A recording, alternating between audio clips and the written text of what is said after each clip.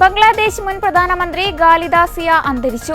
ധാക്കയിലെ Apollo ആശുപത്രിയിൽ ചികിത്സയിൽ കഴിയുകയായിരുന്ന ഖാലിദ സിയ ഇന്ന് പുലർച്ചെ 6 മണിക്കാണ് അന്തരിച്ചത്.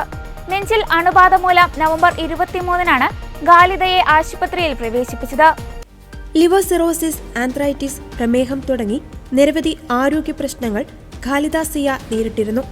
വൃക്ക, ശ്വാസകോശം, ഹൃദയം, കണ്ണുകൾ എന്നിവയെ ബാധിക്കുന്ന പ്രശ്നങ്ങളുമുണ്ടായിരുന്നു.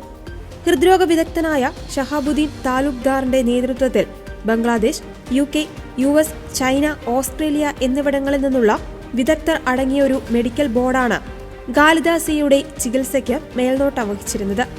ഖാലിദ സിയെ ഡിസംബർ ആദ്യം വിദേശത്ത് കൊണ്ടുപോയി ചികിത്സിക്കുവാൻ ശ്രമം നടത്തിയിരുന്നെങ്കിലും ആരോഗ്യസ്ഥിതി വളരെ മോശമായതിനാൽ അത് ഒഴിവാക്കുകയായിരുന്നു. സ്ഥാനഭ്രഷ്ടയാക്കപ്പെട്ട ഷെയ്ഖ് ഹസീനയുടെ എതിരാളിയായ ഖാലിദ സിയ ബംഗ്ലാദേശ് നാഷണലിസ്റ്റ് പാർട്ടി അധ്യക്ഷയാണ്. 3 തവണ ബംഗ്ലാദേശ് പ്രധാനമന്ത്രിയായ ഖാലിദ സിയെ 2018 അഴിമതി കേസിൽ ശിക്ഷിച്ചിരുന്നു. ചികിത്സയ്ക്കായി വിദേശത്ത് പോകുന്നതിനും വിലക്കുണ്ടായിരുന്നു.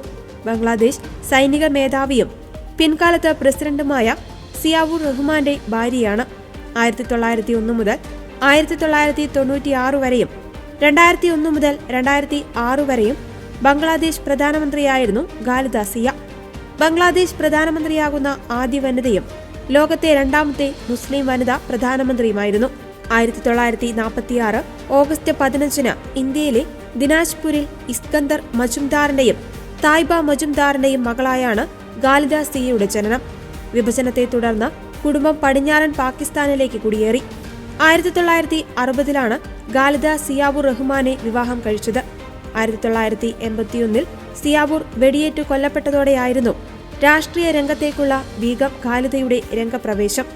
അതുവരെ സിയാവൂറിന്റെ പത്നി എന്ന വിശേഷണത്തിൽ മാത്രം ഒതുങ്ങിക്കഴിഞ്ഞയാളായിരുന്നു ഖാലിദ.